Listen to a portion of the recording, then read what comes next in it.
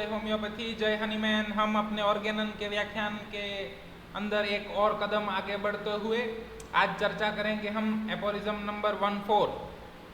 क्या कहना चाहते हैं हनीमैन? हम अभी बात कर रहे हैं वाइटल फोर्स की, हम बात कर रहे हैं उस डायनेमिक एनर्जी की कि जो पूरे के पूरे ह्यूमन ऑर्गेनिज्म को एनिमेट करता है।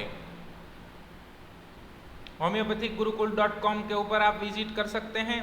Organon means an instrument of thought, especially a means of reasoning or a system of logic। मतलब क्या? एक ऐसा साधन कि जिससे हम क्या खोजेंगे? रोग के लक्षण खोजेंगे, जिससे हमें जीवन शक्ति को होने वाले विकार मिलेंगे और रोग के लक्षण ढूंढने वाले इस शस्त्र का नाम है ऑर्गेनन।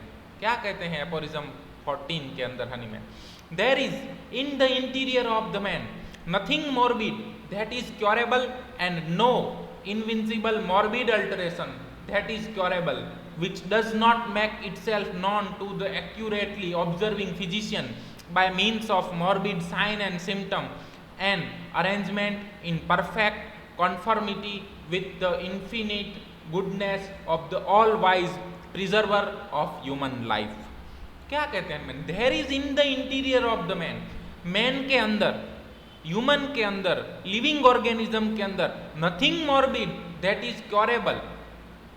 मॉर्बिड का मतलब क्या होता है? हमने आगे चर्चा कर ली है कि मॉर्बिड का मतलब होता है कुछ ऐसा जो डिसीज की ओर ले जाए, मौत की ओर ले जाए। That is curable and no invincible morbid alteration that is curable. ऐसा कुछ जो ह्यूमन के अंदर, ह्यूमन के अंदर छुपा है, मैन के अंदर छुपा है, जो क्योरेबल है। And no invincible morbid alteration that is curable which does not make itself known to the accurately observing physician. मतलब कि जो ऐसा कुछ परिवर्तन है, मॉर्बिड परिवर्तन, मॉर्बिड अल्टरेशन, मॉर्बिड એટલે ऐसा कुछ परिवर्तन जो मृत्यु की ओर, रोग की ओर, डिसीज की ओर ले जाने वाला परिवर्तन है और जो क्योरेबल है, वो फिजिशियन की आंखों से परे नहीं हो सकता। Means of morbid sign and symptom and arrangement in the perfect conformity with the infinite goodness of the all wise preserver of the human life. Hahnemann क्या कहना चाहते हैं कि कोई भी ऐसा परिवर्तन जो जीव को मृत्यु की ओर ले जाता हो, वो एक अच्छा फिजिशियन है, जो ऑब्जर्विंग फिजिशियन है, उसकी आंखों के परे नहीं हो सकता। क्यों? क्योंकि कोई भी परिवर्तन होगा या तो कोई भी मॉर्बिड फिनोमिना है जो शरीर के अंदर छुपा हुआ है, तो वो साइन एंड सिम्टम प्रोड्यूस करेगा, और साइन एंड सिम्टम प्रोड्यूस करेगा तो फिजिशियन को साइन एंड सिम्टम मिल जाएंगे, और साइन एंड सिम्टम मिल गए तो वो टोटालिटी बनाएगा, और अकॉर्डिंग टू दैट टोटालिटी वो सिमिलिमम प्रिस्क्राइब करेगा, और सिमिलिमम से वो जो भी मॉर्बिड फिनोमिना या मॉर्बिड अल्टरेशन है, जो साइन एंड सिम्टम जिसने प्रोड्यूस किया है, वो क्योर हो जाएगा। यहाँ पे हनीमैन ने एक नया शब्द दिया है, क्योरेबल। बहुत अच्छा शब्द है क्योरेबल। क्योरेबल का मतलब क्या है? कि जो क्योर किया जा सकता है, जिसमें आराम दिया जा सकता है, जो मिटाने योग्य है, जो अच्छा हो सकता है, वो सब क्योरेबल है। हनीमैन यहाँ पे किसी डिसीज की बात नहीं कर रहे हैं कि डायबिटीज की, कैंसर की, हाइपरटेंशन की, कार्डियोमेगाली की, ट्यूमर की, जो क्योरेबल या अनक्योरेबल हो। हनीमैन की दृष्टि में क्योरेबल और अनक्योरेबल की स्थिति क्या है? हनीमैन क्या कहते हैं? जो भी मॉर्बिड अल्ट्रेशन है और क्योरेबल है, जो रोग की ओर ले जाने वाला और मृत्यु की ओर ले जाने वाला है, पर क्योरेबल है, तो वो साइन एंड सिम्टम प्रोड्यूस करेगा। मतलब कि जब तक आपको sign and symptom, specially PQRS sign and symptom मिलते हैं, तब तक वो पैथोलॉजी क्योरेबल है, ऐसा हनीमैन कहते हैं। अब सोचिए हनीमैन की दृष्टि क्या है क्योरेबल और इनक्योरेबल की बात में। हनीमैन ऐसा कहते हैं कि जो भी क्योरेबल है वो साइन एंड सिम्टम प्रोड्यूस करेगा, और साइन एंड सिम्टम प्रोड्यूस करेगा मतलब टोटालिटी मिलेगी, टोटालिटी पे से सिमिलिमम मिलेगी, और सिमिलिमम देने से वो disease phenomena, morbid phenomena cure हो जाएगा। समझ आ रहा है?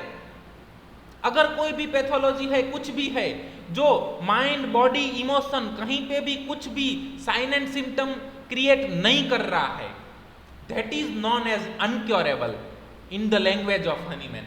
हनीमैन की भाषा में इनक्योरेबल किसे कहते हैं कि जो साइन एंड सिम्टम पैदा नहीं करता है। वाइटल फोर्स इतना वीक हो गया है कि उस मॉर्बिड डिसीज फिनोमिना के सामने वो साइन एंड सिम्टम प्रोड्यूस नहीं कर पाता है। हनीमैन की भाषा में वो इनक्योरेबल है। क्लियर हो रहा है? जब तक साइन एंड सिम्टम मिलते हैं, specially peculiar sign and symptom की बात करते हैं, सिम्टम कैसे होने चाहिए वो आगे बताएंगे हनीमैन। एपोरिज्म नंबर 153 के अंदर peculiar queer rare symptom, PQRS, uncommon symptom. जब जब हमें अनकॉमन सिम्टम जब तक मिलते रहेंगे तब तक वो पैथोलॉजी क्योरेबल है। उसका नाम डायबिटीज हो, कैंसर हो, मैलिग्नेंसी हो, अल्सर हो, कुछ भी हो, peculiar sign and symptom, uncommon sign and symptom मिलते हैं, वो साइन एंड सिम्टम पैदा कर रहे हैं, इसका मतलब उसका वाइटल फोर्स इतना स्ट्रांग है कि वो उसके सामने लड़ पाए और तब तक हमें क्योर मिलेगा। लेकिन जब वाइटल फोर्स ने साइन एंड सिम्टम देना ही बंद कर दिया है, मॉर्बिड अल्ट्रेशन हो रहा है लेकिन कोई भी साइन एंड सिम्टम नहीं मिल पा रहे हैं, इसका मतलब क्या है? That pathology is uncurable, incurable, that disease is incurable. यहां पे डिसीज का मतलब हनीमैन की दृष्टि में मायाजम से है, अनकॉमन सिम्टम्स से है। यहां पे डिसीज का मतलब कोई nosological name of the disease नहीं है। सो हनीमैन क्या कहते हैं? Any disease is curable which give peculiar और uncommon sign and symptom. Hahnemann कहते हैं अगर डिसीज अंदर छुपा हुआ है और वो क्योरेबल है तो वो साइन एंड सिम्टम पैदा करेगा और फिजिशियन की दृष्टि में आ जाएगा और फिजिशियन उन साइन एंड सिम्टम से टोटालिटी ऑफ सिम्टम बनाएगा और उसके सामने सिमिलिमम मैच करके सिमिलिमम देगा तो डिसीज को क्योर होना ही मांगता है।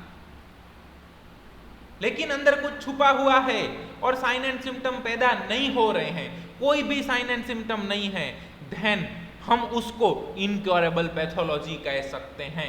हमने जब तक हनीमैन को समझा है तब तक हनीमैन ये कह रहे हैं कि there is no invisible morbid alteration that is curable.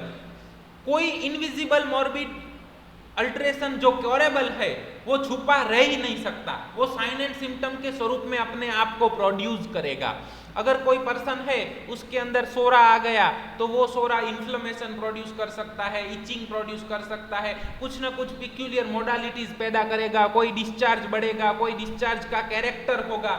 कोई भी मायाजम है उसके अंदर तो शायद उस मायाजम ने ट्यूमर पैदा किया तो ट्यूमर का परफेक्ट एक लोकेशन होगा, उसमें इचिंग हो सकता है, पेन हो सकता है, प्रिकिंग हो सकता है, बर्निंग हो सकता है, उसका साइज बढ़ना घटना, प्रेशर हो सकता है, उसके दूसरे साइन एंड सिम्टम प्रोड्यूस हो सकते हैं। ये सब साइन एंड सिम्टम मिल रहे हैं, इसका मतलब अंदर कुछ छुपा हुआ है जो क्योरेबल है और वो छुपा हुआ है वो क्या है? वो डिसीज है और वो क्योरेबल है। अब उस ट्यूमर का नाम कैंसर भी हो तो हनीमैन की नज़र में वो क्योरेबल होना चाहिए। हमें नहीं आता है, हम नहीं कर पाते हैं, इसका मतलब ये है कि हमने अभी तक हनीमैन की दृष्टि से देखना शुरू नहीं किया है। हनीमैन की दृष्टि से देखने का मतलब यही होता है, मेक इट सेल्फ नॉन, जो अंदर छिपा हुआ है या तो अंदर जो मॉर्बिड अल्ट्रेशन हो रहे हैं वो itself make itself to known, वो अपने आप को बताते हैं। किसे बताते हैं? एक्यूरेटली ऑब्जर्विंग फिजिशियन को। जो फिजिशियन, हमने एपोरिज्म 3 को याद कीजिए, अब एपोरिज्म 6 को याद कीजिए, अगर याद नहीं है तो व्याख्यान उपलब्ध है, फिर से देख लीजिए। By means of morbid sign and symptom and arrangement in the perfect conformity with the infinite goodness of the all wise preserver of the human life। Human life का जो प्रिजर्वर है, कौन है जो ह्यूमन लाइफ को preserve करता है? ये शरीर, ये मन, ये बुद्धि या ये इंद्रियां क्या है जो ह्यूमन लाइफ को प्रिजर्व करता है? एपोरिज्म नंबर 10, 11 फिर से सुनिए क्या बताते हैं। सेल्फ प्रिजर्वेशन, प्रिजर्वेशन का काम किसका है? ब्रह्म का है, उस वाइटल फोर्स का है। और वो वाइटल फोर्स है, ये उसकी गुडनेस है, इन्फिनिट गुडनेस है कि वो आखिरी दम तक डिसीज से लड़ता रहता है और साइन एंड सिम्टम फेंकता रहता है। जब तक हमें अनकॉमन साइन एंड सिम्टम मिलते रहेंगे, जब तक हमें टोटालिटी मिलती रहेगी, तब तक डिसीज क्योरेबल है, उस डिसीज का नोसोलॉजिकल नेम कुछ भी हो। क्लियर हो रहा है? फिलोसॉफी है, पचाना थोड़ा मुश्किल है।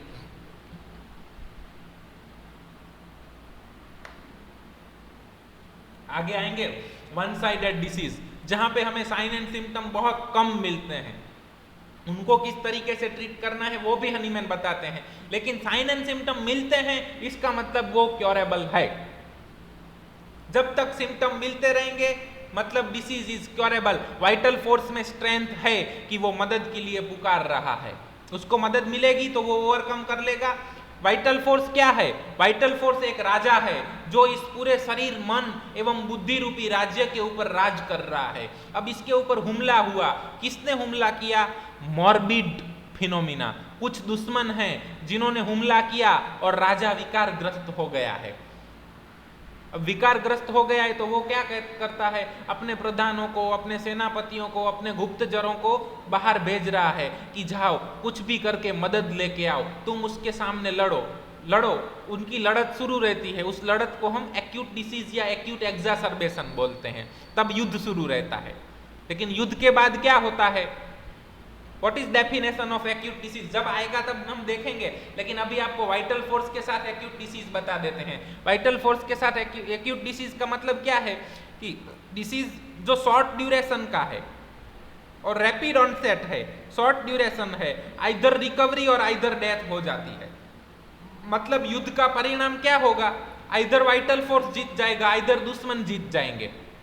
उसी को एक्यूट डिसीज बोलते हैं। एक्यूट डिसीज का मतलब यही है कि युद्ध शुरू है। और क्रॉनिक डिसीज का मतलब क्या? संधि। वाइटल फोर्स ने कुछ सेक्रीफाइस कर दिया कि इतना जगह तुम ले लो, इतनी जगह तुम ले लो, एक काम करो, तुम है ना रिस्ट ले लो और यहाँ पे गैंग्लियन पैदा कर दो, मुझे कोई दिक्कत नहीं है, बाकी का मुझे अपने आप में संभाल लेने दो। ये क्रॉनिक डिसीज है जो संधि हो गया है। लेकिन संधि के बाद भी वाइटल फोर्स को बैठना नहीं है, वो ट्यूमर के रूप में आपको बता देगा कि ये देखो ट्यूमर हो रहा है, गैंग्लियन हो रहा है, मुझे मदद चाहिए, मैं अकेला इनसे लड़ पाऊं ऐसा नहीं हूं। राजा छत्रसाल के ऊपर जब चढ़ाई हुई थी तो राजा छत्रसाल ने क्या किया था? अपनी बेटी को मदद मांगने के लिए पेशवा बाजीराव के पास भेजा था ना। जैसे ही बाजीराव की मदद मिली, राजा छत्रसाल जीत गए ना। तो राजा छत्रसाल हैं वो वाइटल फोर्स है, और जो अपनी बेटी मस्तानी को इन्होंने मदद के लिए भेजा था वो अनकॉमन साइन एंड सिम्टम है। और जो पेशवा बाजीराव मदद लेके आए थे वो आपकी सिमिलिमम मेडिसिन है। अब सिमिलिमम और छत्रसाल मिलके मायाजम को हरा देंगे और फिर से छत्रसाल का एक अथू शासन कायम हो जाएगा। लेकिन जब छत्रसाल एकदम थक जाते हैं, राजा एकदम थक जाते हैं, उनके कोई भी सेनापति, कोई भी सेवक, कुछ भी नहीं रहता, मदद के लिए वो किसी को नहीं भेज सकते, वो धीरे धीरे अपना सेक्रीफाइस करते जाते हैं। पहले एक गांव सेक्रीफाइस किया, एक पार्ट सेक्रीफाइस किया, सब कुछ छोड़ते गए, लेकिन कोई भी साइन एंड सिम्टम नहीं दे पा रहे हैं, मदद के लिए पुकार ही नहीं कर पा रहे हैं। तब समझ जाना चाहिए कि अब इनक्योरेबल स्टेज के अंदर है। वो चाहे एक्यूट डिसीज हो चाहे क्रॉनिक डिसीज हो, उसका कोई भी डिसीज हो, लेकिन जब साइन एंड सिम्टम नहीं मिलते इसका मतलब patient is in state of incurable. Hahnemann की भाषा में क्योरेबल और इनक्योरेबल का मतलब यहीं से है कि कैसा फिजिशियन एक्यूरेटली ऑब्जर्विंग फिजिशियन को साइन एंड सिम्टम नहीं मिल पाते हैं, तब वो डिसीज इनक्योरेबल में है। क्योंकि जो क्योरेबल है वो तो एक्यूरेटली ऑब्जर्विंग फिजिशियन को कुछ ना कुछ साइन एंड सिम्टम दे ही देंगे। वो कहीं से अपने गुप्तचरों को भेजेंगे, कुछ भी करेंगे, गैंग्लियन पैदा करेंगे, एसिडिटी पैदा करेंगे, रिंगवॉर्म होगा, इचिंग होगा, खुजान होगा, कैंसर होगा, उसमें से बर्निंग होगा, डिस्चार्ज होगा, ऑफेंसिव डिस्चार्ज होगा। ये सब साइन एंड सिम्टम हैं। और जब तक साइन एंड सिम्टम हैं, specially uncommon sign and symptom मिल रहे हैं, तब तक उसको मैलिग्नेंसी ही क्यों न कहा जाए, हनीमैन की दृष्टि में वो क्योरेबल होना चाहिए। हमें नहीं आता है, वो हमारी वीकनेस है। क्लियर? मालूम चल रहा है? हनीमैन यहाँ पे क्योरेबल और इनक्योरेबल का डिफरेंस बता रहे हैं कि किसी डिसीज का नेम देख के आप नहीं बता सकते कि इज इट क्योरेबल और इनक्योरेबल। लेकिन केस लेने के बाद अगर आपको जितने peculiar uncommon sign and symptom ज्यादा मिले, उतनी उसकी क्योर होने की संभावना ज्यादा है, जल्दी है, स्पीडी है। जितने अनकॉमन साइन एंड सिम्टम कम मिलते हैं, उतनी उनकी क्योर होने की संभावना कम है, उतनी उनकी क्योर होने की जो ड्यूरेशन है वो ज्यादा है। मालूम चल रहा है? और इसीलिए हनीमैन ने क्या कहा है, मोस्ट जो पिक्यूलियर अनकॉमन सिम्टम है उनकी ही टोटालिटी बनाई, क्योंकि आपकी मेडिसिन किसके ऊपर बेस होगी, मोस्ट अनकॉमन सिम्टम के ऊपर। और जितने अनकॉमन सिम्टम जितने ज्यादा अनकॉमन सिम्टम मिलते हैं उतनी आपको सिमिलिमम मिलती है, और सिमिलिमम मिलती है तो आपको क्योर जल्दी से मिलता है। और आपका क्योर कैसा होगा, rapid, gentle and permanent restoration. Clear हो रहा है? ये बातें फिलोसॉफिकल हैं, लेकिन इसका प्रैक्टिकल प्रायोगिक अनुसंधान किया जा सकता है। ऐसे हमारे बहुत सारे केसेस हैं, स्पेशली हम आपके साथ शेयर करेंगे। हमें 2 केस हर्निया के ऐसे मिले हैं जिनमें एक्सीडेंटल क्योर हुआ। हमने उनको कह दिया कि हर्निया है, वो according to that time of my knowledge, मेरा उस टाइम के नॉलेज के मुताबिक हमने उनको कहा कि आपको हर्निया है, ये इंग्वाइनल हर्निया था, तो it is a pure surgical disease और आपको इसमें सर्जरी ही करवाना पड़ता है। और साथ में उनको स्टोन था, एसिडिटी था। सो आप सबको मालूम है हमने मेडिसिन प्रिस्क्राइब किया नक्सवॉमी का, और दूसरी सोनोग्राफी स्टोन के लिए करवाई 3 महीने के बाद, तो हर्निया भी कम हो गया पहले से। तब हमें हनीमैन की ये बात याद आई, एपोरिज्म नंबर 14 की, कि what that is giving sign and symptom, जो अंदर छुपा हुआ है लेकिन साइन एंड सिम्टम दे के बता रहा है कि मैं छुपा हूं, मुझे नक्सवॉमी का दो, मैं क्योर होना मांगता हूं, जल्दी से आ जाओ पेशवा, जल्दी से आ जाओ, हमें ये युद्ध जीत ही लेना है। तभी तो उन्होंने मस्तानी को भेजा है ना, अपनी डॉटर को भेजा है कि जाओ जाके पेशवा बाजीराव से मदद लेके आओ। अगर वो मस्तानी को भेजते ही नहीं है, इसका मतलब क्या करने वाले हैं, या तो वो हार स्वीकार कर लेंगे या तो केसरिया करेंगे। या राजस्थान की भाषा में केसरिया कहा जाता है, जब युद्ध जीतने की संभावना ना हो तब केसरिया किया जाता है। तो वो मदद के लिए पुकारते ही नहीं है, मतलब उन्होंने मन बना लिया है कि आइदर हम शरणागति स्वीकार लेंगे और आइदर वीर गति को प्राप्त हो जाएंगे। वीर गति मतलब डेथ, मालूम चल रहा है। लेकिन वो मदद के लिए पुकार रहे हैं, वो मस्तानी को भेजा, उन्होंने दूसरे किसी को भेजा, इसका मतलब अभी उनके अंदर राज करने की क्षमता है, युद्ध लड़ने की क्षमता है, वो अभी भी जीत चाहते हैं। सो डिसीज का नाम कुछ भी हो, चाहे स्टोन हो, चाहे हर्निया हो, कुछ भी हो, अगर आपको साइन एंड सिम्टम और specially uncommon sign and symptom, जितने ज्यादा पिक्यूलियर, क्वेयर, रेयर और अनकॉमन, उतनी ज्यादा क्योर होने की संभावना ज्यादा और जल्दी से क्योर होगा। जितने कॉमन सिम्टम ज्यादा मिलते जाएंगे और इवन साइन एंड सिम्टम कम मिलते जाएंगे, उतनी क्योर होने में ड्यूरेशन ज्यादा लगेगा। क्लियर हो रहा है? और यहां पे किसी डिसीज की बात नहीं कर रहा हूं मैं, पर्टिकुलर डिसीज, यहां पे हमें पेशेंट एज अ होल देखना है।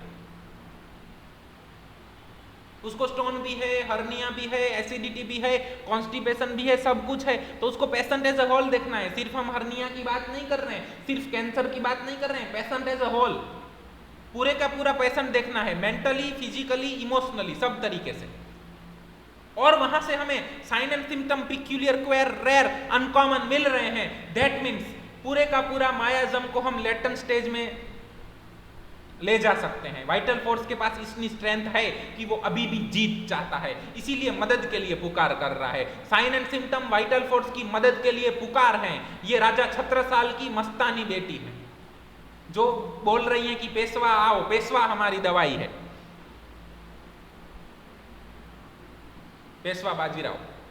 ठीक है, क्लियर हो गया आपको? और जब तक राजा छत्रसाल मस्तानी को भेजते रहते हैं, इसका मतलब पेशवा बाजीराव से नहीं तो और कहीं से, और कहीं से, कहीं ना कहीं से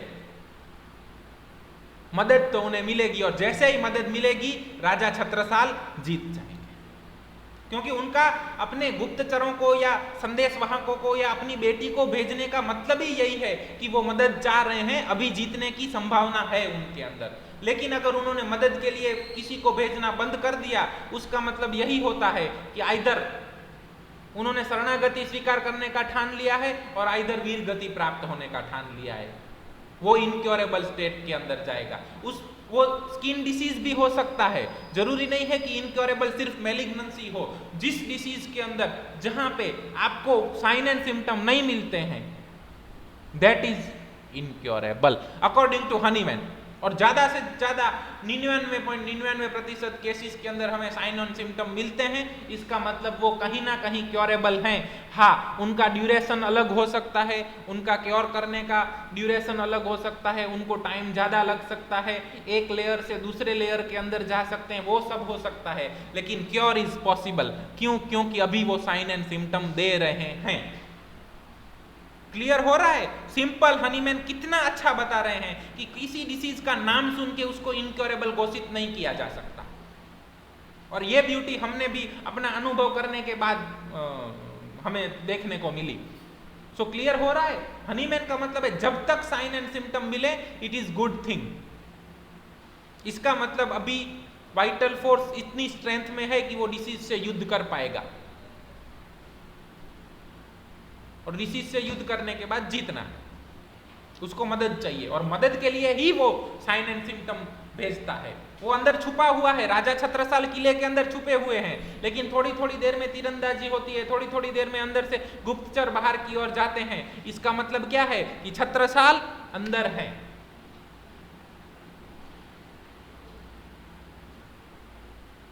और उनको पता है कि हम विकारग्रस्त हो गए हैं, अकेले हम युद्ध नहीं जीत पा रहे हैं।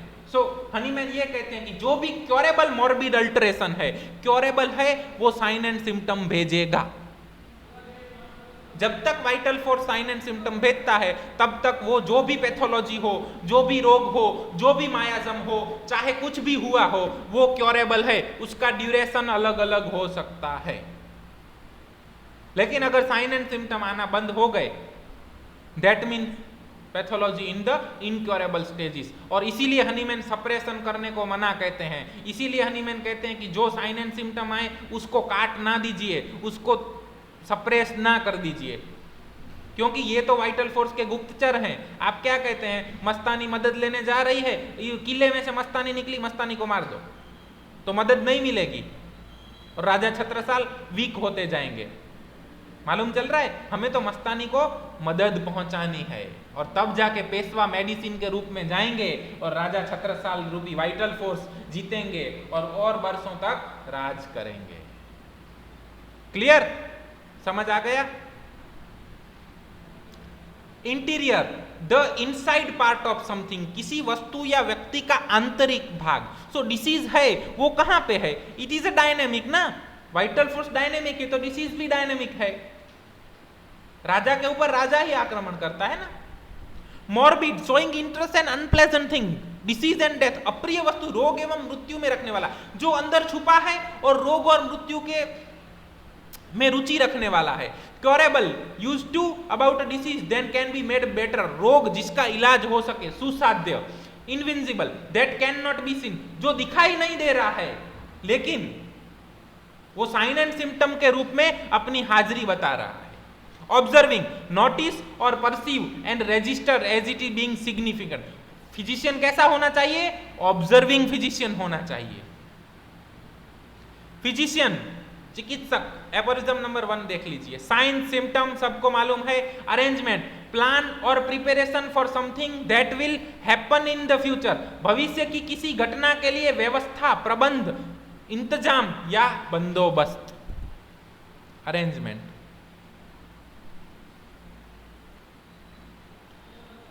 Arrangement in perfect conformity with the infinite goodness of the all-wise preserver of the human life. Conformity, अनुरूपता, अनुकूलता, infinite, without limits, that never end, जिसकी सीमाओं न हो, असीमित, अपरिमिति। Preserver, a person who maintains something is original or exciting state of condition. Human मतलब connected with people, मनुष्य या मानव। Life, the quality that people, animals or plant have, they are not dead. जीवित अवस्था। क्लियर? अब देखते हैं। Means of morbid sign and symptom and arrangement in perfect conformity with the infinite goodness. इतनी goodness है उसकी, किसकी? Goodness of the all wise preserver of human life. किसकी गुडनेस है? असीमित गुडनेस, असीमित उसकी अच्छाइयां हैं। किसकी? Preserver of human life. कौन है प्रिजर्वर ऑफ ह्यूमन लाइफ? वो प्राण शक्ति है कि जिसकी असीमित गुडनेस है। और उसकी असीमित गुडनेस, असीमित अच्छाइयां है। और इसीलिए जब तक प्राण शक्ति स्ट्रेंथ में है तब तक कोई भी रोग अंदर छुपा नहीं रह सकता। वो थोड़े ना थोड़े प्राण शक्ति साइन एंड सिम्टम के रूप में उस रोग की प्रेजेंस हमें देती रहेगी। और जब तक हमको साइन एंड सिम्टम मिलते रहेंगे, that means that disease is curable. उसका नाम कुछ भी हो सकता है दोस्तों, हनीमैन की नजर में वो क्योरेबल है। उसका नोसोलॉजिकल नेम कुछ भी हो सकता है, होम्योपैथिक नेम कुछ भी हो सकता है, लेकिन जब तक हमें साइन एंड सिम्टम और टोटालिटी मिलती रहती है, टोटालिटी जितनी अच्छी, जितनी अनकॉमन, उसके क्योर होने के चांसेस एवं ड्यूरेशन उतना अच्छा। टोटालिटी जितनी कॉमन, उसके क्योर होने के चांसेस उतने कम और उतना ड्यूरेशन लंबा। जब टोटालिटी और साइन एंड सिम्टम नहीं मिलते हैं, इसका मतलब डिसीज इनक्योरेबल है। सो एपोरिज्म नंबर 14 के अंदर हनीमैन हमें क्या समझाते हैं? क्योरेबल एवं इनक्योरेबल डिसीज, ये हनीमैन की नजर में। क्लियर? हनीमैन क्या कहते हैं? बातें तो मैं भी आम ही करता हूं, बस समझने वाले इसे खास बना देते हैं। धन्यवाद दोस्तों। जय होम्योपैथी, जय हनीमैन। अगर आपने ये व्याख्यान पूरा देखा है तो कमेंट जरूर कीजिए।